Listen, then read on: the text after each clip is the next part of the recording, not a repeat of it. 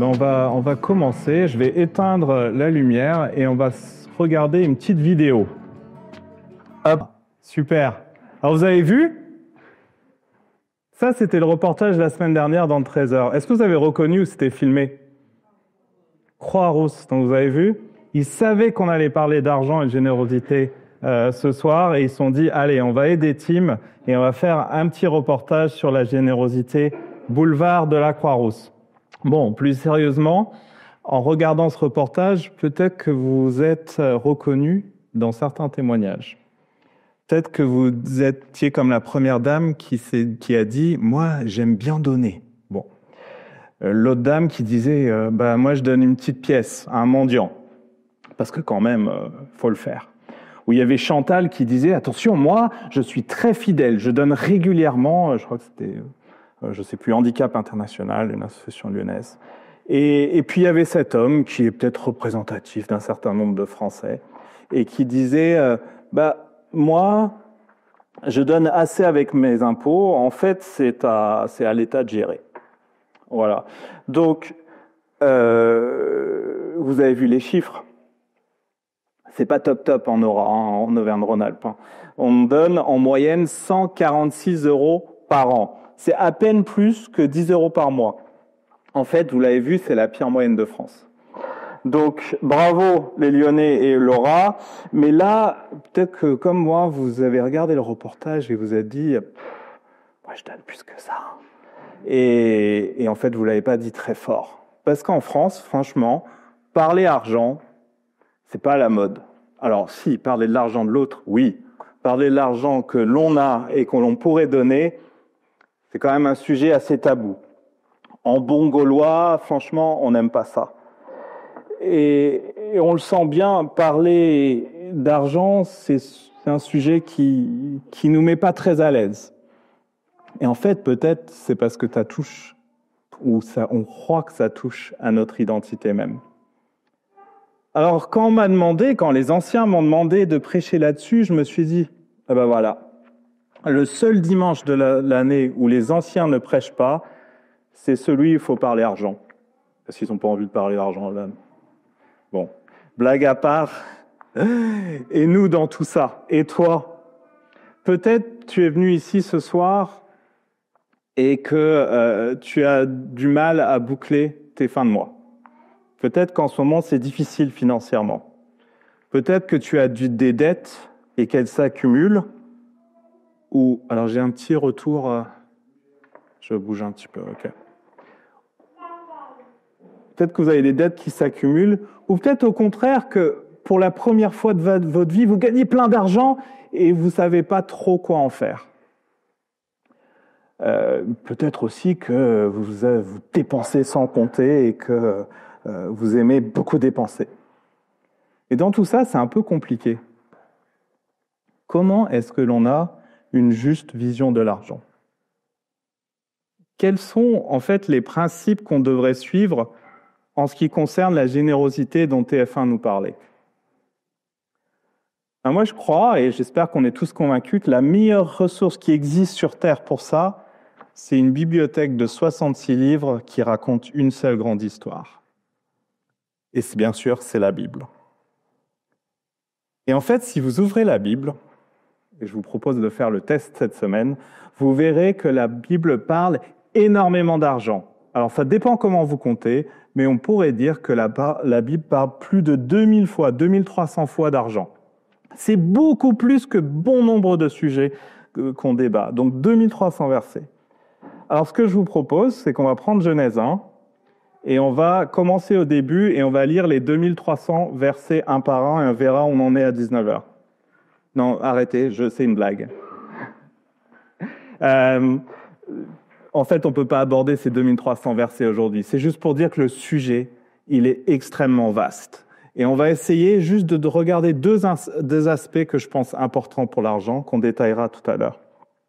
Mais en fait, pour de vrai maintenant, je vais vous demander de tourner, d'aller dans vos Bibles sur 1 Timothée 6, au verset 6 à 12, puis du verset 17 à 19. Alors Sylvain, si ça ne te dérange pas, me donner la page dans cette Bible quand tu l'auras trouvée. 1 Timothée 6, les versets 6 à 12, puis 17 à 19. Page 782. Page 782 si vous avez la Bible orange. Ok ? Je lis la parole de Dieu. La piété est pourtant une grande source de profit quand on se contente de ce que l'on a. En effet, nous n'avons rien apporté dans le monde et il est évident que nous ne pouvons rien en emporter. Si donc nous avons de la nourriture et des vêtements, cela nous suffira. Quant à ceux qui veulent s'enrichir, ils tombent dans la tentation, dans un piège et dans une foule de désirs stupides et nuisibles qui plongent les hommes dans la ruine et provoquent leur perte. L'amour de l'argent est en effet à la racine de tous les maux. En s'y livrant, certains se sont égarés loin de la foi et se sont infligés eux-mêmes bien des tourments. Quant à toi, homme de Dieu, fuis ces choses et recherche la justice, la piété, la foi, l'amour, la persévérance, la douceur. Combat le bon combat de la foi, saisis la vie éternelle. C'est à elle que tu as été appelé et c'est pour elle que tu as fait une belle profession de foi en présence d'un grand nombre de témoins. Aux riches, et là je saute jusqu'au verset 17, donc je lis au verset 17, « Aux riches de ce monde, ordonne de ne pas être orgueilleux et de ne pas mettre leur espérance dans des richesses incertaines, mais dans le Dieu vivant qui nous donne tout avec abondance pour que nous en jouissions. Ordonne-leur de faire le bien, d'être riches en belles œuvres et de se montrer généreux, prêts à partager. Ils s'assureront ainsi en guise de trésor de bonnes fondations pour l'avenir afin de saisir la vie éternelle. » Alors, dans l'Église, on a l'habitude de suivre un livre de la Bible, chapitre par chapitre. Donc là, on ne le fait pas, on est dans un sujet spécifique. Mais juste pour vous donner rapidement le contexte dans lequel Paul a écrit sa lettre à Timothée. Donc c'est une lettre en effet à un de ses protégés qui s'appelle Timothée, qui est leader responsable d'une église à Éphèse. Et en fait, Éphèse, ça pourrait ressembler un peu à un Lyon aujourd'hui. C'est-à-dire que c'est une grande métropole, c'est un carrefour géographique, c'est une métropole quand même assez riche, qui est puissante, et puis qui est dominée par le culte de la déesse Artémis. Et donc, si on arrive à mettre le PowerPoint, voilà. Donc, ce que vous voyez derrière moi, c'était une des 7 merveilles du monde antique qui se trouvait à Éphèse, qui était le temple d'Artémis. Et donc, et même si Éphèse se situe là où se situe la Turquie actuellement, elle baignait à l'époque dans la culture grecque. Et donc, dans la pensée grecque antique, la richesse est vraiment vue comme une faveur des dieux. Si on lit, par exemple, le poète grec du 7e siècle avant Jésus-Christ, Hésiode, il écrivait « Mais Zeus, c'est-à-dire donc le dieu suprême grec, s'il le veut, peut facilement donner d'immenses richesses aux hommes. » Donc, il peut facilement donner d'immenses richesses aux hommes, c'est que donc, dans la culture grecque et donc à Éphèse, où se trouve Timothée, la personne à laquelle Paul écrit, être riche, c'est quelque part montrer qu'on est béni par les dieux. Et donc, c'est dans ce contexte qu'on va aller plus loin et qu'on va étudier ce passage. Et c'est dans ce contexte que Paul écrit à Timothée. Je ne sais pas si vous avez déjà observé des enfants. Je pense que oui, la plupart. Mais vous le savez, en tout cas pour les miens, chez moi, c'était comme ça. Très tôt, ils se disputent. Alors, ils se disputent pourquoi la plupart du temps ? Oh, il a pris ma Barbie. Non, elle a pris plutôt ma Barbie souvent. Il a pris ma petite voiture, mon machin. Et moi, c'est pas juste, j'en ai pas. En fait, très tôt, on voit que chez les enfants, il y a ce sentiment de, en fait, il en a plus que moi. Et en fait, je me souviens quand j'étais petit, on faisait des fêtes de Noël, et lors des fêtes de Noël à l'église, on tirait au sort un cadeau.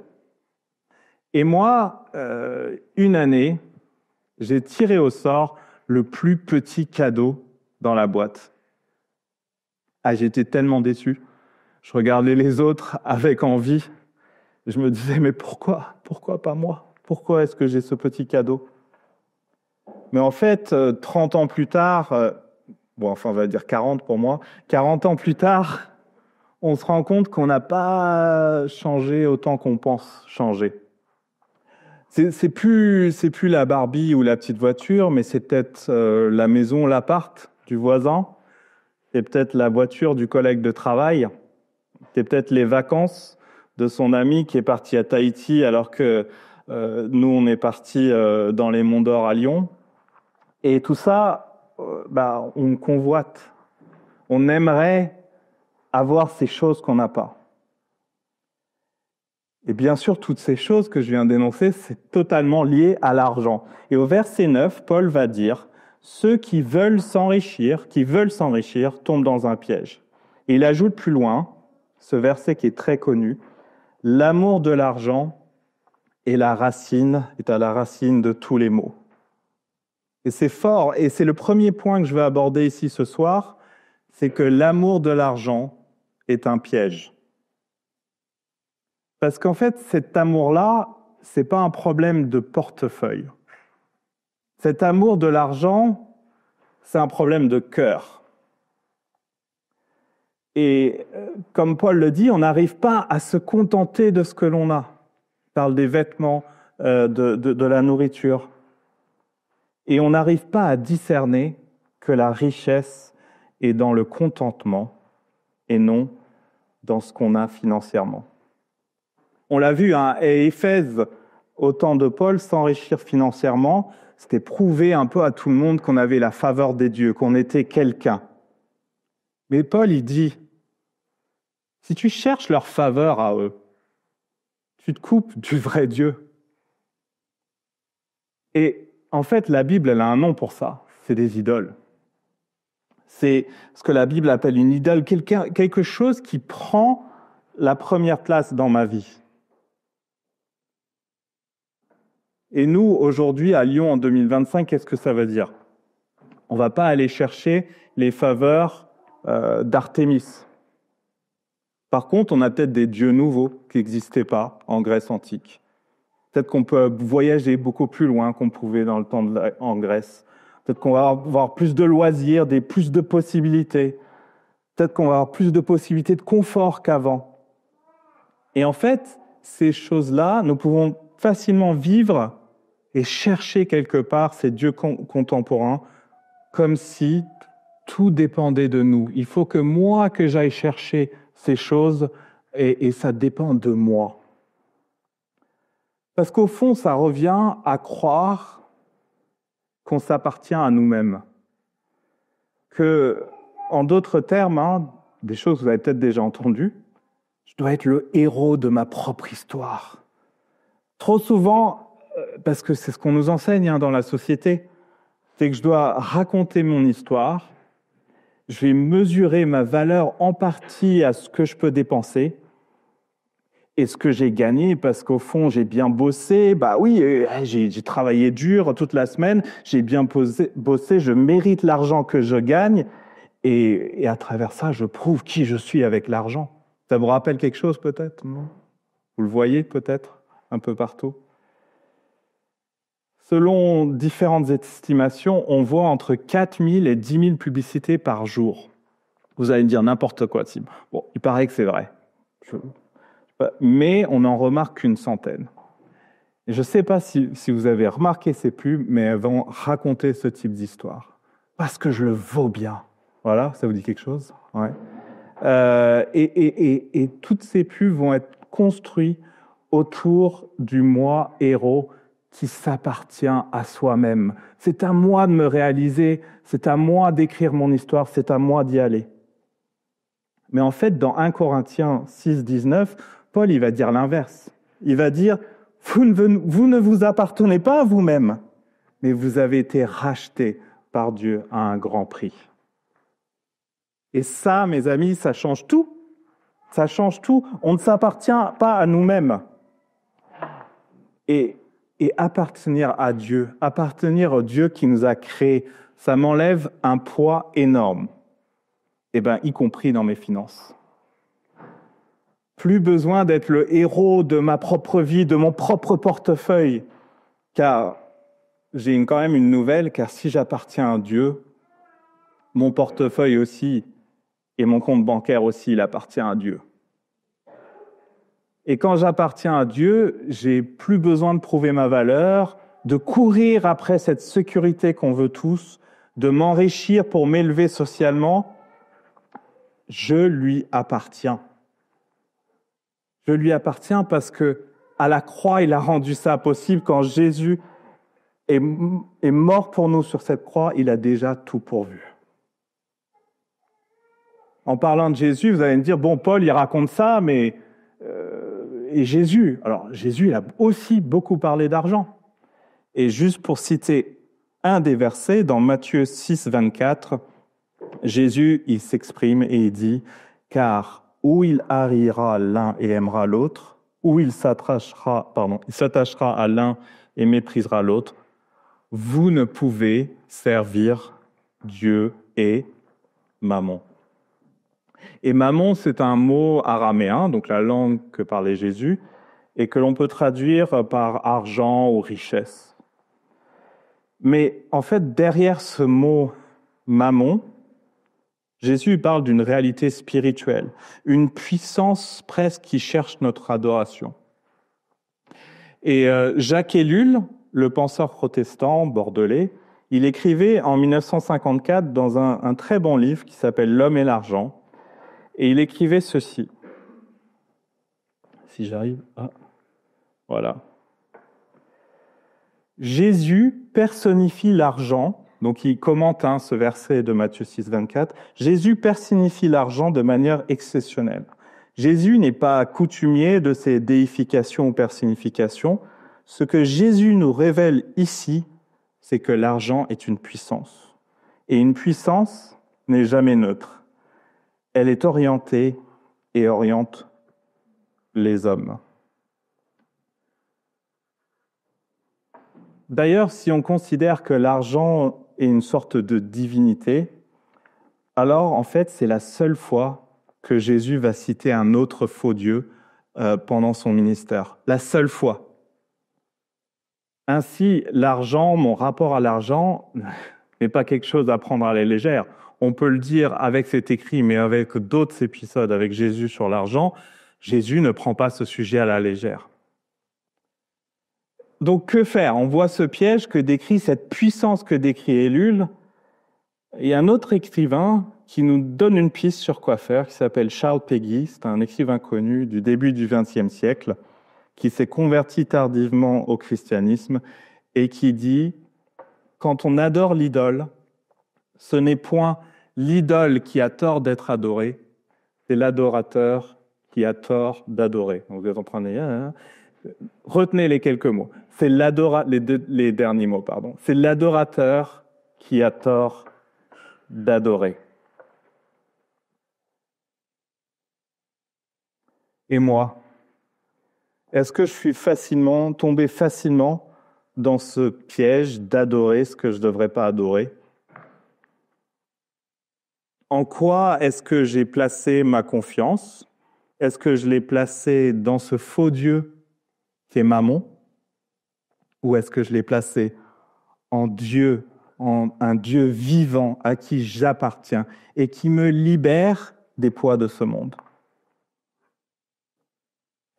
D'une certaine manière, puisque Jésus en parle d'une manière aussi forte, et que, comme on l'a vu, plus de 2300 versets dans la Bible sont consacrés à l'argent, on peut assez facilement se dire que la plupart d'entre nous ici, moi y compris, avons un problème avec l'argent. Vous dites, oh, Kim, c'est fort. Bon. Mais la Bible en parle fortement. Donc il faut qu'on écoute, on entende. Mais sans doute, en fait, c'est pour des raisons différentes. Et c'est pour des pièges différents. Et je dirais, et vous, quel est votre piège lié à l'argent ? Est-ce que c'est le mérite ? Je mérite mon salaire, c'est normal, il est à moi. Est-ce l'image que je renvoie? Ah, j'ai une meilleure voiture que mon voisin. Est-ce peut-être l'autosuffisance? Ah, j'ai besoin de rien et de personne. Avec l'argent, je me suffis à moi-même. Est-ce que c'est le pouvoir? Waouh, avec tout l'argent que j'ai, je peux vraiment acheter le pouvoir. Ou même, et c'est plus courant, j'oserais dire, est-ce que c'est la sécurité? La sécurité comme antidote à l'anxiété et la peur que nous expérimentons souvent dans notre société. Parce que, au fond, si j'ai de l'argent, peut-être que tout ira bien. Donc, reconnaissons devant Dieu que bien des fois dans nos vies, nous avons adoré l'argent, adoré Mammon, quand nous aurions dû adorer Dieu. Alors, quelle réponse à ce problème? Au verset 6, en revenant au texte, Paul nous donne un élément de réponse. Il dit « se contenter de ce que l'on a ». Mais il poursuit dans les versets 17 à 19, et je vais les relire.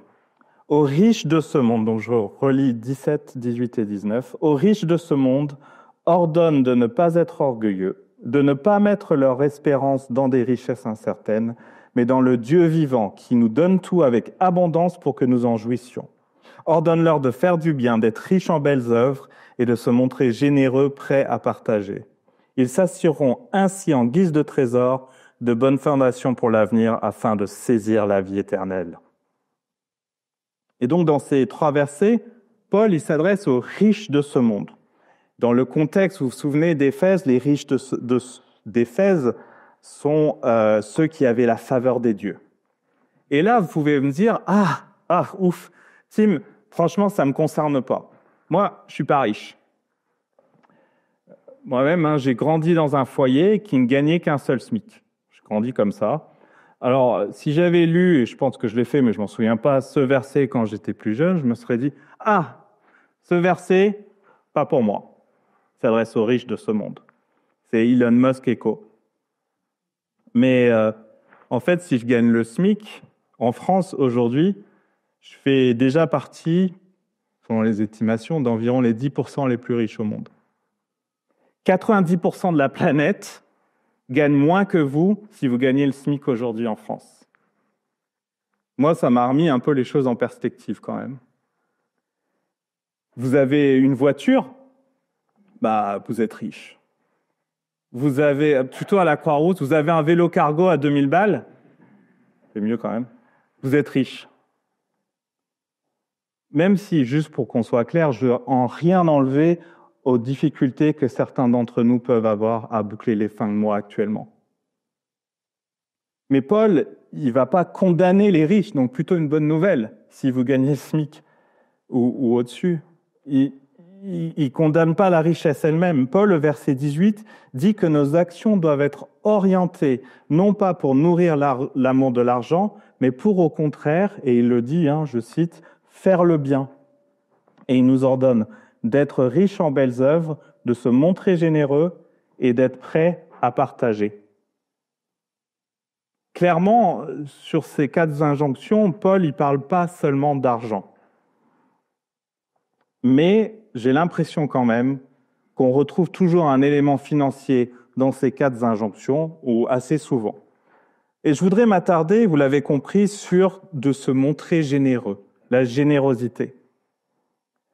Et cette générosité, vous allez me dire, Tim, la générosité, c'est pas que l'argent. Et c'est vrai, ça peut être des services rendus, ça peut être l'hospitalité, ça peut être le don de soi.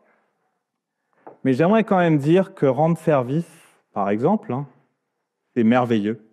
Mais ça ne doit pas nous priver d'être généreux financièrement non plus. Je comprends, comme je l'ai dit, que c'est un sujet sensible, et surtout au sein des églises, où souvent on ne veut pas parler d'argent. Pourquoi? Parce que tout de suite, on pourrait être vu comme sectaire. Le problème, c'est que, comme on l'a vu, la Bible en parle beaucoup, Jésus en parle beaucoup. Cependant, personnellement, je me sens totalement libre d'en parler ici devant vous parce que je ne touche pas un centime de l'Église. Donc, juste pour être clair là-dessus. Et je voudrais juste donner sur cette fameuse générosité financière 3 axes de réflexion pour nous aider. Le premier axe, c'est pourquoi être financièrement généreux? J'espère qu'on a déjà abordé simplement des points et on l'a dit tout simplement parce que Dieu a été, est et sera généreux avec nous. Tout ce que nous avons, est-ce que vraiment on se rend compte de ça? Tout ce que nous avons vient de lui.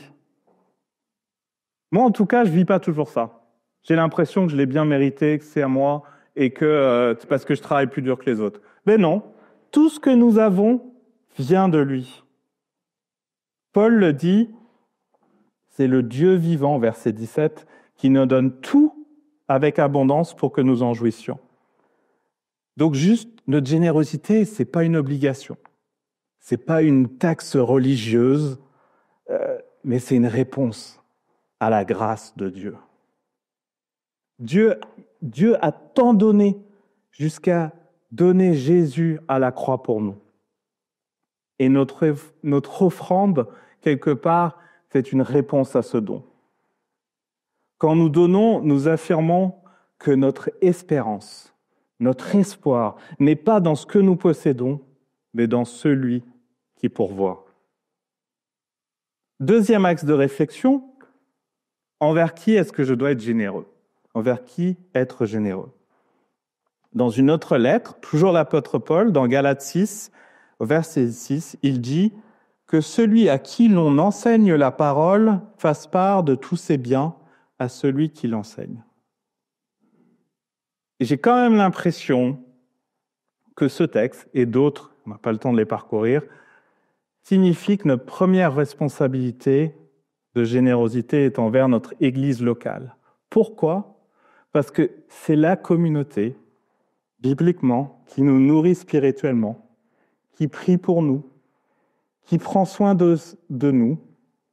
C'est ici que nous vivons la famille.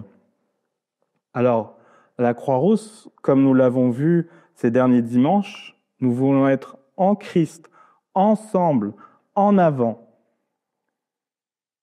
Et nos dons permettent cette vision de voir le jour, de prendre vie. Soutenir sa famille spirituelle, qui est l'Église locale, c'est finalement un acte d'amour. Mais vous allez dire quand même, Tim, ok, d'accord, j'ai compris, il faut donner à l'Église, mais on peut donner à d'autres. Bien sûr, la générosité, elle ne s'arrête pas au mur de l'Église. Elle s'élargit à ceux qui sont dans le besoin, aux missions nombreuses, aux œuvres.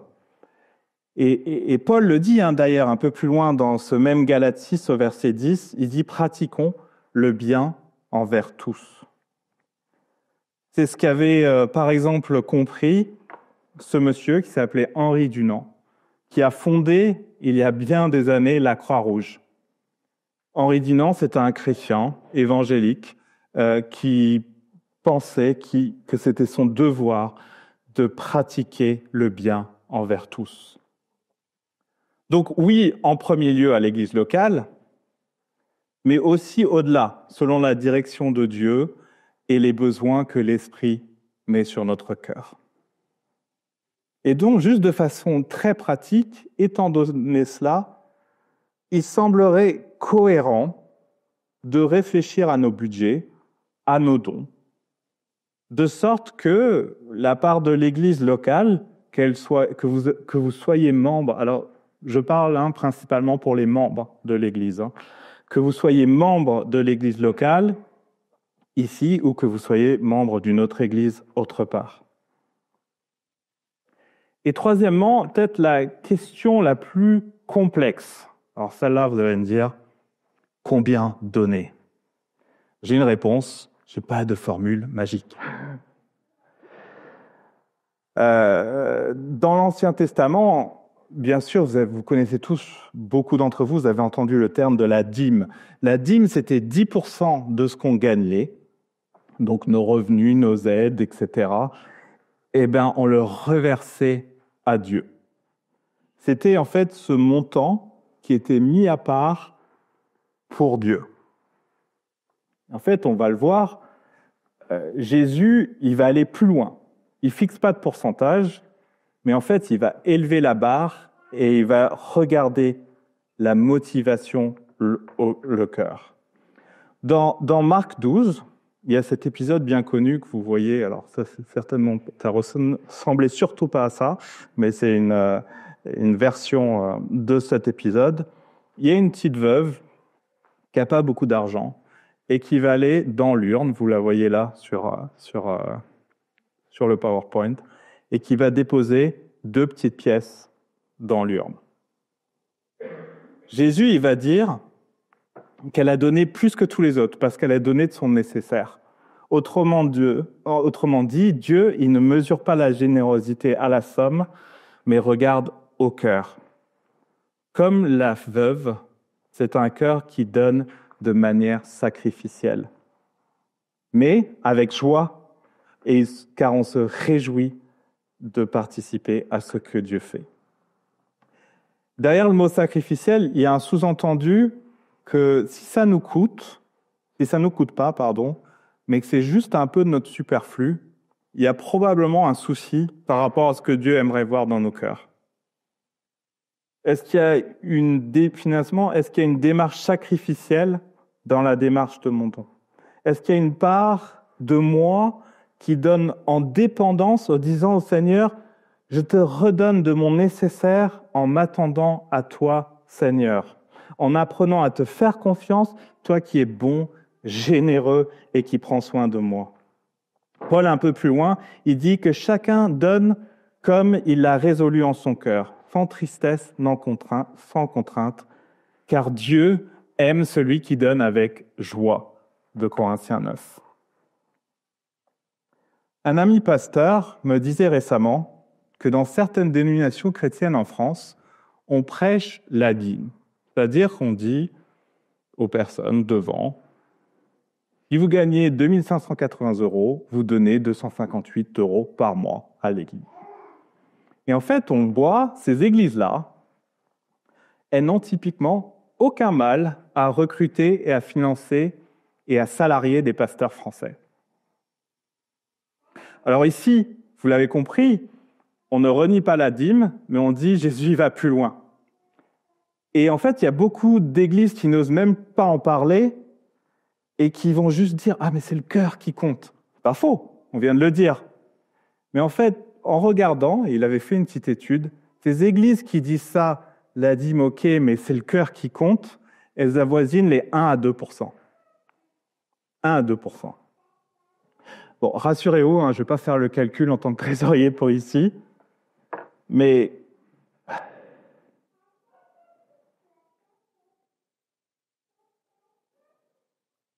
ne nous arrêtons pas finalement sur les 2 pièces de la petite veuve. On peut avoir tendance à faire ça, sans voir le sacrifice que ça avait coûté à cette veuve de mettre ces 2 pièces. Je suis coupable de ça aussi. Je peux voir les 2 pièces et je ne vois pas le sacrifice que ça a coûté à cette veuve. Donc je crois que le don financier doit être un sacrifice et qu'il est bon de revoir son budget, de demander à Dieu de nous guider sur comment réduire peut-être, là je parle de façon très pratique, une ligne budgétaire pour pouvoir donner plus. Je dis ça bien sûr sans jugement, sans arrière-pensée, etc. Simplement avec l'épisode de Marc 12 qu'on vient de voir ensemble. Dans notre église ici, on a beaucoup d'occasions d'être généreux aussi, vous le savez, vous l'avez même entendu à la dernière célébration. Karine a présenté son besoin de soutien pour qu'elle aussi, elle puisse vivre.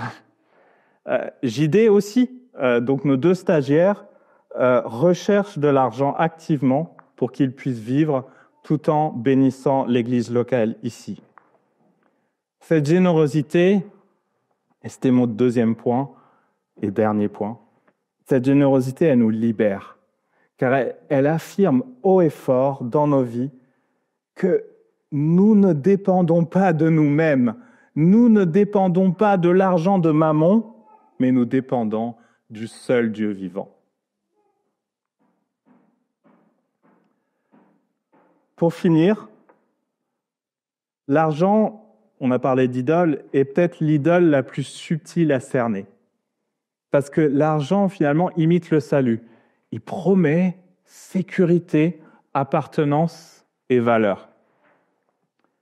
Mais au fond de nous, on le voit, on le sait, cette promesse, elle est fausse.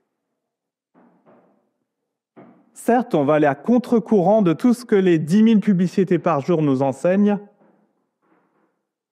mais on va expérimenter que la vraie richesse se trouve dans le contentement.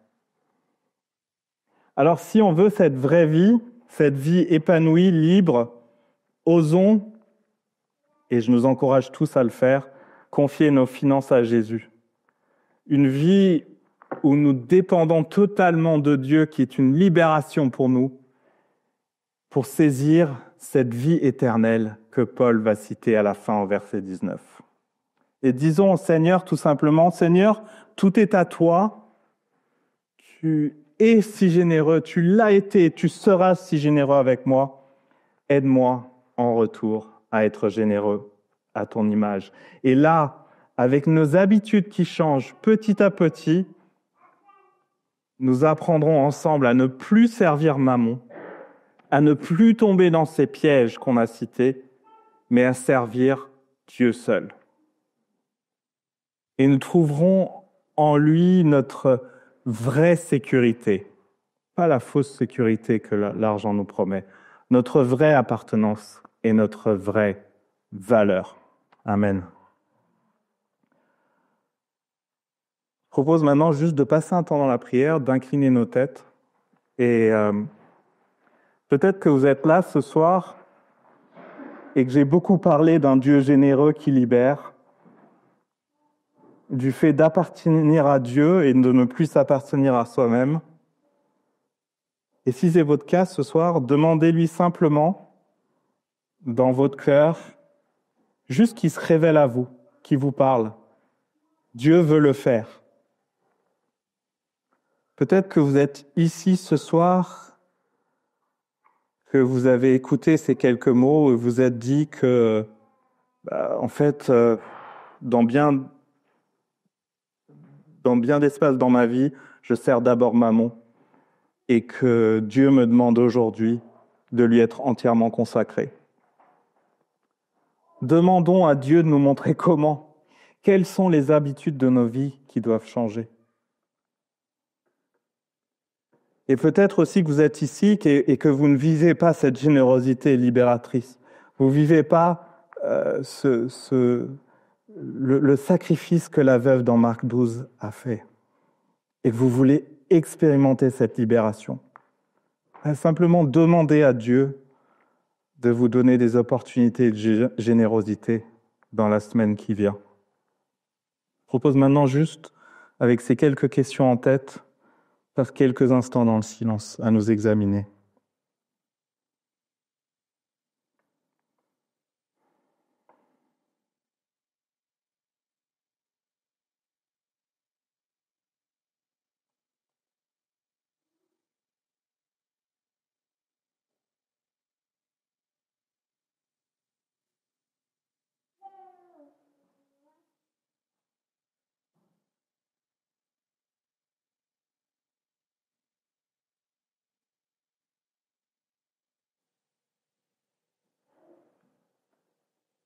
Seigneur, pardonne-nous, parce que trop souvent on vit comme si on s'appartient à nous-mêmes. Pardonne-nous, Seigneur, parce que trop souvent on tombe dans un ou plusieurs pièges de Mammon. On cherche notre sécurité dans l'argent. On cherche notre valeur dans l'argent. Seigneur, pardonne-nous.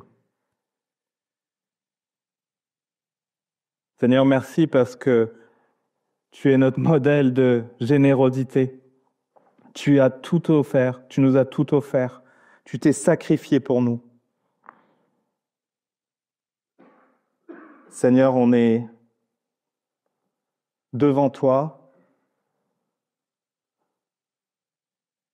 et nous voulons te dire que nous t'aimons et que nous voulons te ressembler, que nous voulons répondre à cette générosité. Montre-nous, Seigneur, dans les jours, les semaines qui viennent, mets devant nous, Seigneur, des occasions pour donner, des occasions pour rendre service, oui, mais aussi pour ouvrir, pour offrir, pour donner financièrement. Seigneur, merci parce que tu veux la meilleure vie pour nous. Tu veux une vie libérée. Tu veux une vie qui soit à ta gloire. Seigneur, par ton esprit, aide-nous à vivre cette vie. En ton nom, Jésus. Amen. Je propose maintenant juste de continuer ce moment de prière par un moment de prière en commun. Sentez-vous libre de prier à voix haute si vous le voulez. On passe maintenant un temps de prière en commun et je demanderai à Daniel, s'il te plaît, de finir ce moment.